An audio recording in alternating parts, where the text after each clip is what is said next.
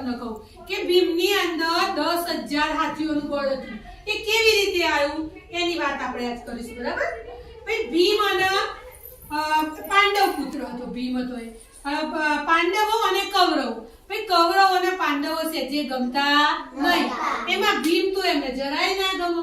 પછી એક દિવસ દુર્યોધન કહેવાયો કે ભાઈ તમે બધા મારા ઘરે જમવા આવો, આપણે જંગલમાં જઈએ કે ક્યાંક વનભોજન જેવું કરીએ.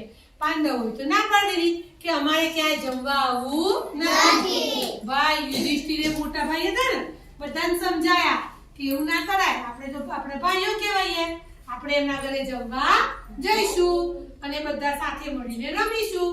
હવે જમવાનું આયોજન કર્યું, પણ કૌરવોની નીતિ સારી નહોતી. તેમણે શું કર્યું? લાડવા બનાવ્યા, ખીર બનાવી, ભજીયા બનાવ્યા, મસ્ત મસ્ત બધી વાનગી બનાવી.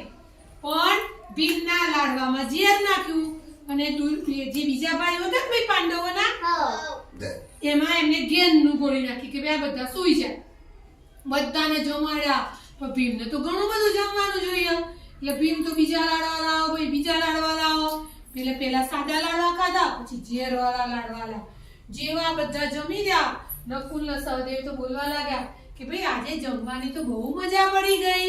તમને બધાને ભજીયા ગોટા બધું મળે મજા આવે ને એમ. ભાઈ પાંડવોને તો જમવાની બહુ મજા પડી ગઈ.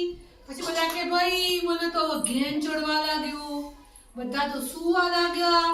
પછી કૌરવો પણ શું કે સારું સારું ચલો આપણે બહાર જઈને ઝાડ નીચે મસ્ત મજાનો ઠંડો ઠંડો પવન આવે એમાં આપણે બધા સૂઈ જઈએ.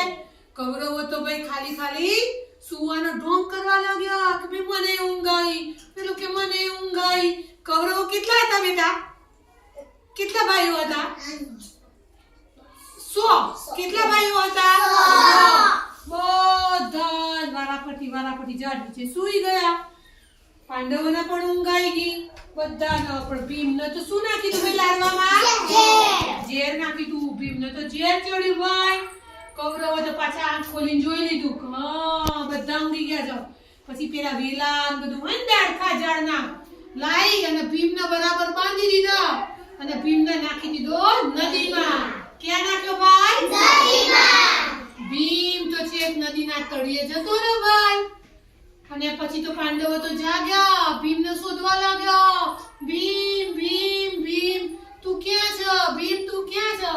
જંગલમાં. કૌરવોએ ખાલી ખાલી નાટક કરવા લાગ્યા. બધા ભીમને શોધવા જતા રહ્યા. ભીમ તો ભાઈ છેક નદીમાં પડી ગયો. નદીમાં નાગ દેવતા, સાપ, નાગ, નાગણ. એક નાગે તો ભીમને ભાઈ પગે ડંખ માર્યો. જેવો ડંખ માર્યો ને એવું જે ભીમના જે શરીરમાં ઝેર હતું ને એ નીકળી ગયું. શું થયું ભાઈ? નીકળી ગયું. જેવું ઝેર નીકળી ગયું ભીમ તો જાગી ગયો. ઓ બાપા રે, હું કઈ આવી ગયો પાણીમાં. પછી એને યાદ આવી ગયું કે મને તો દુર્યોધનના કૌરવોએ બાંધી અને નદીમાં નાખી દીધો તો. હવે હું પછી એને શું કર્યું? બધા નાગ એને ડંખ મારવા લાગ્યા. એટલે એને મુઠ્ઠીમાં બધા નાગને પકડી લીધા. એટલામાં નાગનો જે રાજા હતો ને એની જોડે બીજા રાજા ગયા અને કહેવા લાગ્યા, નાગ દેવતા એક નાનું બાળક આવી ગયું છે અને આપણને બધાને પકડી લે છે. નાગના રાજાએ તો સિપાહી મોકલ્યા, ભાઈ છોકરાને પકડી લાવો આપણા મહેલમાં. બધા તો ભીમને પકડીને રાજા જોડે લઈ ગયા. પછી કે ભાઈ તું અમારા નાગને કેમ મારે છે? ભાઈ હું કોઈને મારતો નથી, એ નાગ મને ડંખ મારે છે.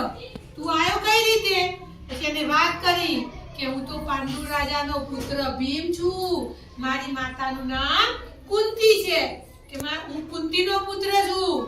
નાગ રાજા ઊભા થઈ ગયા, પગે લાગ્યા. કુંતી તો અમારી બહેન છે, તું તો અમારો ભાણિયો થયો. ચલો ભાઈ બધા નાગને છોડી દીધા. કોઈએ મારતા નહીં, આ તો આપણો ભાણિયો થયો. ભીમે કીધું હું પણ તમને કોઈને મારીશ નહીં. બધા નાગને એને મુઠ્ઠીમાંથી છોડી દીધા. મસ્ત મજાના પકવાન બનાયા અને ભીમને તો જમવા લઈ ગયા. જાત જાતની વસ્તુઓ જમાડી. પછી નાગનો જે રાજા હતો ને એને કીધું હું તમને નાગરસ આપે. નાગરસ એટલે શું ભાઈ તમને ખબર છે? નાગરસ પાયો ને એની અંદર 10,000 હાથીઓનું બળ. કેવું બળ? 10,000 હાથીઓનું બળ ભીમની અંદર આવી ગયું. ભીમ તો બધો રસ પી ગયો. નદીમાંથી બહાર આવ્યો. પાંડવોના એના ભાઈઓને મળ્યો.